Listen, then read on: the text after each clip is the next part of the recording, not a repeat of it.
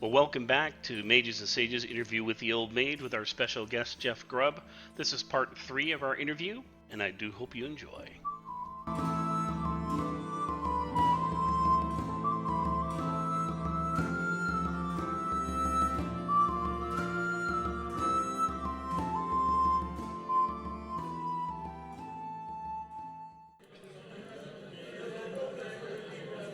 Tell them about the St. Valentine's Day Massacre. Ooh, you gotta give me a little more to work with there. When they decided that they had this much press time and this much warehouse space and this much paper, so half these products were going to have to be put up against the wall and shot. That happened more than once. So yeah. Every year, the annual, and then we do the catalog. Yes, sometimes we do the catalog before we decided to get rid of products. So Yes. catalogs that had stuff that never saw the light of day. And for the stuff that was in the early part of the year, we had the art, so we could basically have a finished piece of art to use for the prototype. And for the end, we're making stuff up as we go along. Sometimes a couple memorable occasions is we'd often be naming products, and all we had was a name. Bruce Nesmith had to design War Rafts of Kron. Yes. And that one about? Well, it's about war rafts that are from Kron. What does that mean? And he did an admirable job. I had one for Oriental Adventures called Mad Monkey versus the Dragon Claw. And it was a name. And I'm looking at it and saying, okay, I can turn it into a type of, Run Run Shaw, midnight movie type of, competing, that type of kung fu picture that was popular in the age. And I learned afterwards that at one point in a meeting, because I'm struggling with it. At one point in the meeting, someone suggests to Jim Ward, that Mad Monkey versus the Dragon Claw is a really silly name. Do you really want to have it? And he stood up and he said, no. Jeff Grubb likes that name. And if Jeff Grubb likes that name, it's good enough for me. No, I did not like that name. I saw somebody posted on that yesterday, I think it was, and they put up a picture of something called Monkey Magic. So I don't think it has anything to do with you, but Drunken Master style, monkey style is a style of martial arts. And it basically involves, sort of like that swaying motion type of thing. So it wasn't that far, and Monkey King, of course, is a legendary figure. Yes. So it wasn't that far off the beam. But, often I'm reminded that we were writing all of this stuff in Lake Geneva, Wisconsin, where our exposure to Asian culture was 2 Chinese restaurants. And Kung Fu Theater, right? and Kung Fu Theater on WGN out of Chicago. So this is, and Zeb Cook was a big fan of Asian culture. And it was in modern Asian culture. So a lot of, hopping vampires and Kung Fu movies, and the first real anime that I saw that wasn't like Kimba the White Lion and Rocket Boy was in Zeb's house. He would basically find all of these gems on Betamax and early VHS, and we would have bad movie nights. So we got a lot of exposure from that as far as, but the truth of the matter was we did not have, we've got a nice library, but it's, but we had limited exposure to the outside world. So, yeah. All right, I have another question. This is a Planescape question. Okay. From Javier Murillo. He said, did you have a final say in choosing the Lady of Pain as the icon logo for a Planescape setting? No? No, I did not. I did not have a lot of input I had some input, but I didn't have a lot of I did not give a lot of direction for Planescape. That's Zeb's department. Zeb, in doing Planescape, took the material, and this is one of the great things about design, is I consider it to be a conversation. Right. You lay out a product, you present it, and you say, this is what I think we should do. And people like it, people don't like it, people change it, it evolves, and then someone else comes along and says, and upon this, I can build this. And we were joking about Zeb, putting the Donut City sigil on top of an endless spire. How do you get to the top? And he had a lot of things that he wanted to bring to the table, but he built it on the foundation that was Manual of the Planes. So I'm very happy with Manual of the Planes, but I did not have a lot to do with it. Choice of the Lady of Pain, I'm not sure if it was him or Troy Denning who was more influential in that one. One thing Zeb did with Planescape was he referred to the various factions as philosophers with clubs. And basically they were very militant believers in the various components of what they had. He had the Rebus speaking creatures. He basically brought a lot to the table of creating a strange urban setting, which was Planescape. I mean, beyond it, of course, you had the planes itself that, again, used the foundation work that we created in Manual of the Planes and then continued to grow it out. As Planescape goes, what do you think was the reason for its, to me, I thought it was an early demise for Planescape? What made it not be as popular as the Forgotten Realms? First off, there's that. Okay, Spelljammer had an early demise compared to the Forgotten Realms. Yeah, Birthright, Spelljammer, right? All those, yeah. I mean, because and part of it is the long-standing ability of the realms to pick up everything. It basically had one of the things I said about the realms. One of our we talked about core ethos. The idea of what the core idea is behind the world, and it changes over time. G.I. Joe is the real American hero. Pokemon has got to catch 'em all. With the Forgotten Realms, I always became Rosanna Dan and said, "It's always something." I like that. So we created a world where Bob could be working with his with a dark elf up north. Ed could be in Cormyr. Doug could be in the Moonchase. And we could have continual stories. And I had very few rules that basically said one of them was don't blow up the moon, which two very talented writers tried to do at various points. In other words, don't do something that completely negates everybody else's work. Right. We've had realm-shattering events that became much more common, but I think because the realms was so elastic and so accepting that you could basically write a lot of adventures, set a lot of stories there. Dragonlance, really great, fantastic epic, but its own epic was a challenge to getting beyond it. Because you had your characters, you had your heroes, what other stories are you going to tell? Are they going to feed into it? Are they separate? Zeb Cook did Talatis, which was on the other side of the planet, and that didn't, gel as well for people because, it's over here where all the action is happening on Krynn. Right. I referred to Dragonlance as a tree, and whereas the Realms is a bush. We have a great story in Dragonlance. We can continue that story, but those characters and basically continue to evolve them. But it's still a tree. It's got a very stable center. Whereas the Realms, we have stuff going on all over the place. It's always something. It's a shrub. Right. It's a shrub. It's a big shrub, and that I think accounts for a lot of its resilience. Now, Planescape a failure? I wouldn't say that. I mean, it had so many box sets. Not a failure. It just seems like it didn't have the staying power. I think that basically you can, once you get beyond like the realms, I think it's a challenge to basically have things that are going to keep on going. When we designed Al-Qadim, we said we had a plan. Here's the 2 years of releases, and here's the optional third year. And we went through 3 years, and then they said, can you come back for a fourth? And so we said, yeah, here's what we would do for the fourth year. And then they looked at it and said, you're right. St. Valentine's Massacre. We're going to basically have to get rid of stuff. We're not going to continue the Al-Qadim. So the idea it had a place and a set beginning and an end worked out very well. And I think part of the challenge with Planescape is it did a lot of what it intended to do. There were no planes that were just orphaned when it was done.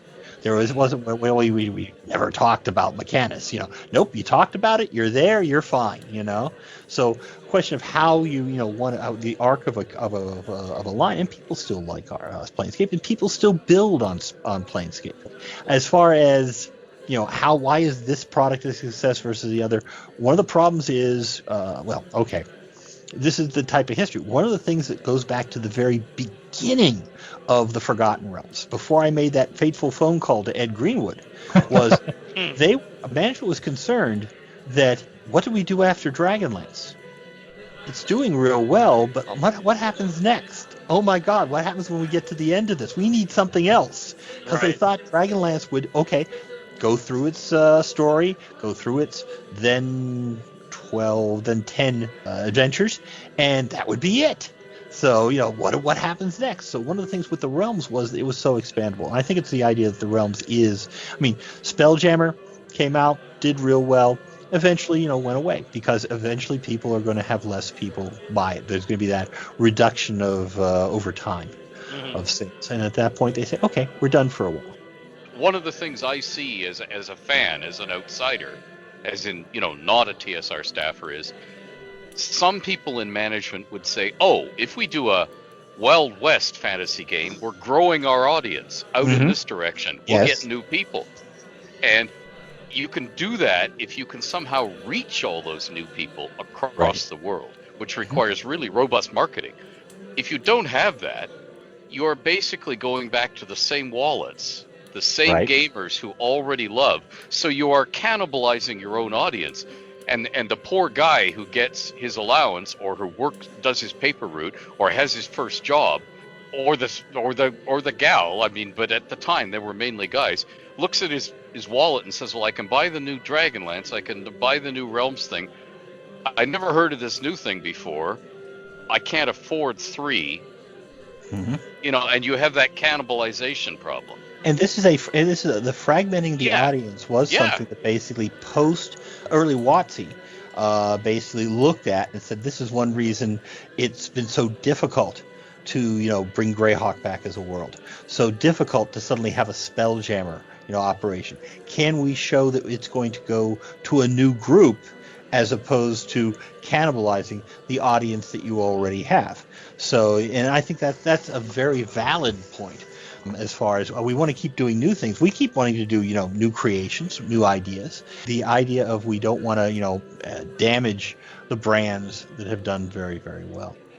And the countervailing thing is, we want to keep this trademark, so we better do something ever so many years. Yeah, well, I think a lot of our stuff is evergreen as well. It's the idea that you can come out and do a brief run of Spelljammer, a brief run of Planescape novelizations. It's also, much like comic books, it's got this foundational core material that right now they're working on another Dungeons and Dragons movie. And, it's the idea that if it can be turned into something that basically goes out, you could basically, Marvel's done a fantastic job telling comic book stories, but every movie has a different vibe. Ant-Man is caper films. Captain America was war movies. The recent Thors were buddy films. The big epics with the Avengers. So basically, they're all comic book movies, but they're going in different directions. And ultimately, we could find ourselves in a position where you have one type of story being told over in Dragonlance. That's very epic. Another story that's being told in the Realms, which has a little more of a sense of humor and the sense of wonder in Spelljammer or Planescape. So let me ask you a question going back to Dragonlance for a second. So at the time, there were basically 2 successful D&D settings, right? As in, fans had bought them. One was Greyhawk and one was Dragonlance, if I'm remembering correctly. Not that you hadn't been working on it for years, Ed, but in terms of what TSR had published, was there any pressure to go with the Realms in a more Dragonlance direction where there's here are the 18 modules we're going to write, and we're going to tell the one story of the setting? Or were you able to chart a different path early? We turned a different path in part because of the fact that Dragonlance succeeded, and it succeeded in a particular type of storytelling. As I said, tree versus bush. And the idea of having a whole bunch of creatives all working on in one area, as opposed to having a much more narrow scope as far as this is our epic, this is our story. What we must do is advance this. You can write other stories, but they have to feed into that. That created a lot more ability. It's like publishing a whole variety of comic books. Basically, you suddenly have a whole bunch of creatives doing a whole bunch of stuff. Right. And part of the challenges of that, though, was your traffic cop, which was my job in the Realms, was coordinating it all. Was making sure they don't trip over each other, that we maintain the illusion that this all happens in one world or another. There may be a reference to Cormyr in my novel about Waterdeep or whatever, but basically you create the illusion that it's all hooked together. Marvel Universe, the early comic books, where in the Spider-Man book he sees Thor suddenly flying by and he thinks, "My, wonder what he's up to." And a little corner like, go see Thor number 45, Journey into Mystery number 34 to find out where Thor is flying to, that sort of thing. And it creates the idea that it's a coherent, sensible whole that makes sense. And I think that's one reason Dragonlance did so very, very well in the book trade, because it basically had that sense of epic. It had that sense of power, that basically this is a grand story we're telling. Whereas the Realms, you pick up a Greenwood book, you pick up a Jeff Grubb book, you pick up a Bob Salvatore book, you're getting different stories, and you feel they're in the same universe, but they belong to different people, and they can have different styles. You see, my description of the Realms before TSR was the Realms is the land of 1,000 stories, not one epic storyline. Because the flaw, if there is one in Dragonlance, is you have a quest to save the world. You've saved the world. Now what do you do for an encore? You see, whereas if and they did, but I mean, the Realms has a different thing from the beginning. You're not on the expressway to a destination. You're on the spider web of roads that go to 1,000 destinations. Right. Pick your road. And I think also the Realms has a strong holding on genre fantasy. That basically we had everything that you could imagine we could put into there, and if it fits into the genre role. At one point, and Ed's heard this story more times than he wants to hear about. My boss, hung his head over the edge of the cube wall and said, "So, you know what the Realms needs? Zeppelins." Figure out how you can put Zeppelins into the Realms, Jeff. That'd be okay, And it's like an office space, Right. Yeah, if you could have those for me by Saturday, that would be good. That'd be great. So I call up Ed at the library, and I say, okay, this is what my manager wants, and he wants Zeppelins. I love Zeppelins, but and Ed says, "Oh, you must mean the flying airships of Halrua, of which I did an article for Dragon Magazine a month and a half ago, and should be in the in pile right now." Oh my God. And I said, "Thank you very much." And I went down and I said, "You got your Zeppelins." Well, as a matter of fact, the new Baldur's Gate game has one of those flying ships in it at the Illithid. That's a Spelljammer. It was a Spelljammer. Spelljammer Oh my ship. God, that's great, isn't that? I saw that. Oh my God. I saw that and I'm like, oh my God, they finally did it. I hope this is as good as it looks. No clue this was coming, and they took it and they advanced it, so now the tentacles aren't part of a ram like they were for the original Spelljammer, because we were thinking about ship-to-ship combat, but rather these tentacles that basically reach down and grab people, and they get teleported up to the Life Jammer, and basically get infested with these Mind Flayer spawn, which also was something that showed up after I left. So it really, and then the Githyanki show up with red dragons, which comes out of Team Folio. It's gonna be so good. And I worry the idea is, okay, you have this great image, and then your game is you're hitting somebody with a sword. So, no, it better not be. It better not be. I hope not. I have great faith that they showed it, and it was just like, and that of course created they're going to do Spelljammer. No idea. No, they're not. And the teaser looked really great. How they were turning people, these slaves, into Illithids, I think. Illithids into Mind Flayers. Yep. They were turning into Mind Flayers, the captured people. Oh my God, it just looks so. My son, we just got a new 65-inch TV in our family, and my son could not wait to hook up his Xbox. You gotta see the new teaser. Oh my god! And that's Baldur's Gate, and that's in the realms, and that's exactly what I'm talking about when I say the realms can sustain all sorts of genres, because this is wild, and that trailer is wild and wahoo and really over the top, and the realms can handle it. And we want to tell a small story about a man and his hamster. We can tell that story too. That's right. That's right. No, and that's kind of feeding off of that. Let's go in the Wayback Machine to the original Gray Box. Yes. For the realms. How did you choose what parts of the realms are going to be featured in the original Gray Box? What Ed wrote. You will notice that the original Gray Box. No, I'm making this up. Basically, Ed wrote a huge amount on Rashomon. Right. So Rashomon got a really long entry, and he wrote next to nothing on Sembia, because Sembia was supposed to be the land where merchants came from that you basically, the player characters would then con. So Sembia didn't have a lot. So we said, well, Sembia is an area that you can basically develop on your own. Eventually we went into there and people got very upset at us because you said you weren't going to go in there. But the idea is literally Ed's notes. When you see Elminster's notes, that is mostly Ed's material from his original notes that he sent us. And a lot of the explanatory material is lead-in and is game product and game notes and stuff that basically I added and brought into it. So that's a big There it component. is. It's pulling out his notes. Yes. The cities we talked about were cities that he had given us maps to. Along those lines, what is or are the parts or aspects of the realms that wait, like? Jeff, oh. you got to zoom in here. I can't see Oh, all that's this. right. Wait, we have to zoom in there.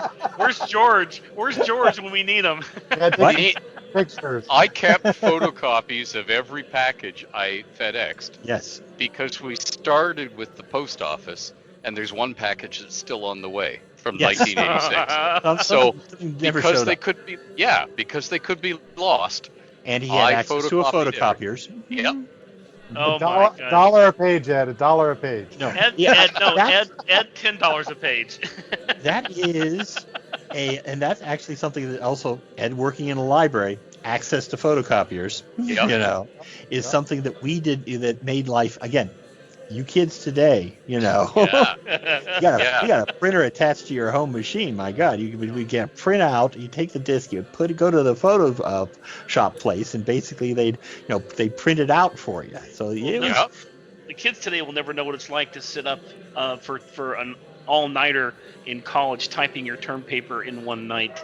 Yes. The computers were $5,000 for a word processor. I had to buy a steak dinner for a guy who ran a print shop in a small town so that he would let me in the back door with a diskette, 2 diskettes, my novel for TSR, and the other diskette had my version of Word and my system folder copied from my Mac. And I would put the one diskette in and put my system folder and Microsoft Word on his Mac so that it could open my novel, print it on his high-speed printer. So it only took 3 hours to print. That's high speed, kids. Instead of overnight.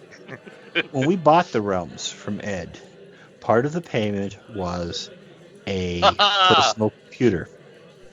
And a sign of success is that a year later, we bought him a hard drive. The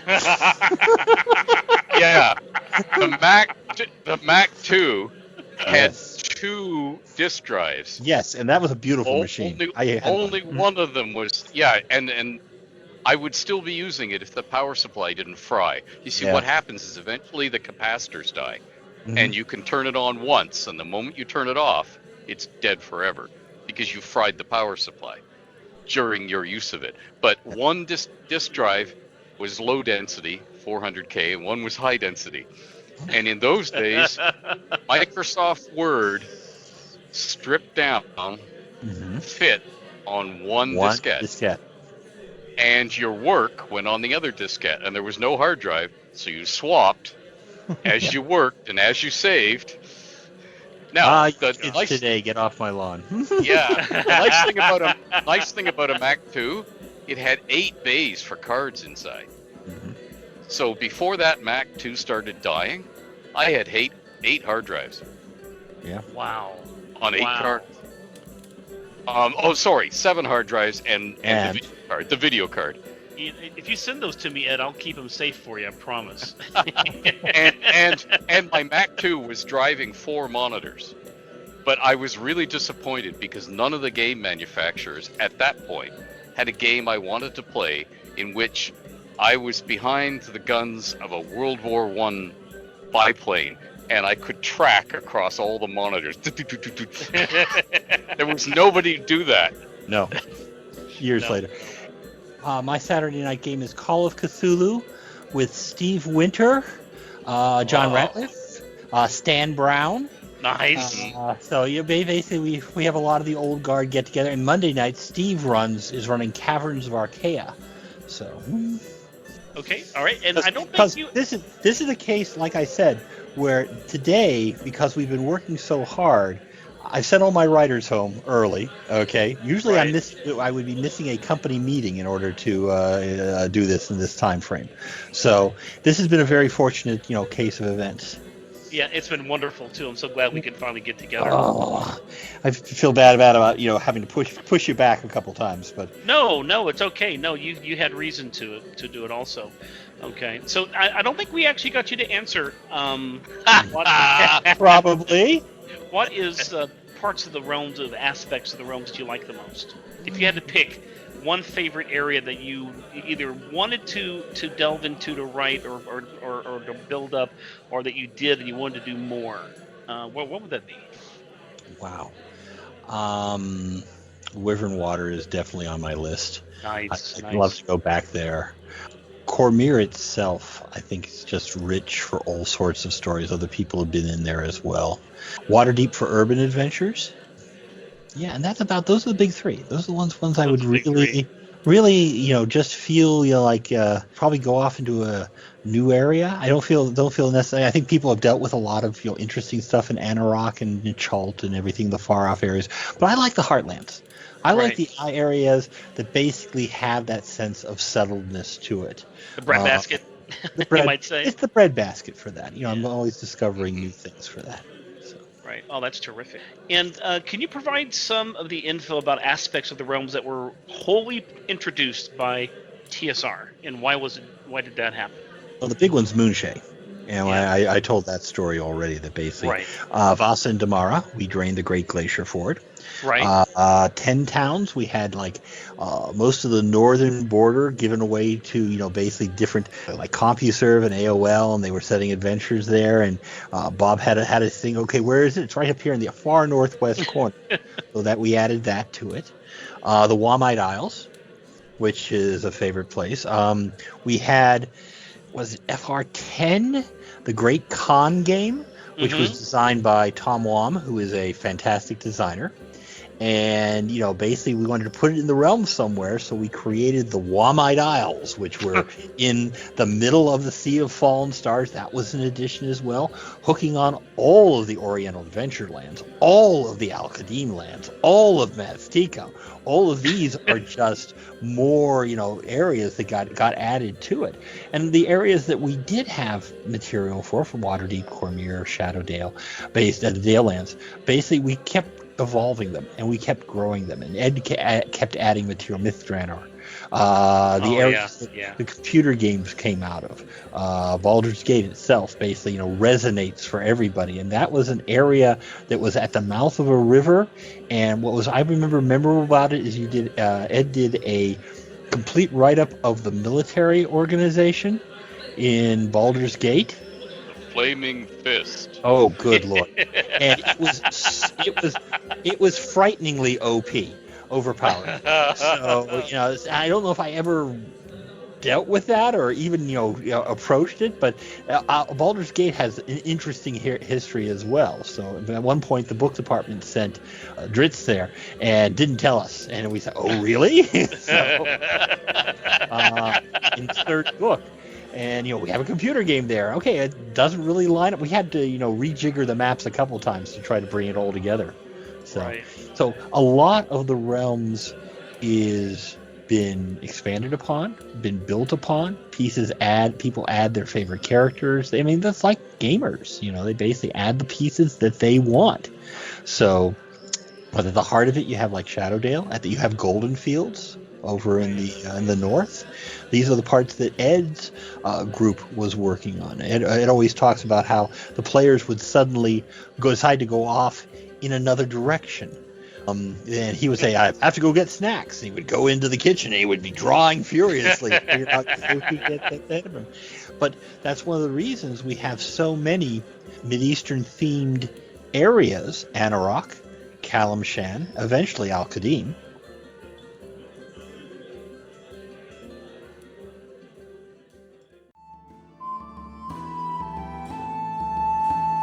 We do hope you enjoyed part 3 of the interview with the Old Mage with our special guest, Jeff Grubb. We have one more part coming up in a week or so. We'll get that out to you. And then after that, we're going to have Eric Minji. And we talked to him a few weeks back. And until then, keep playing in the realms.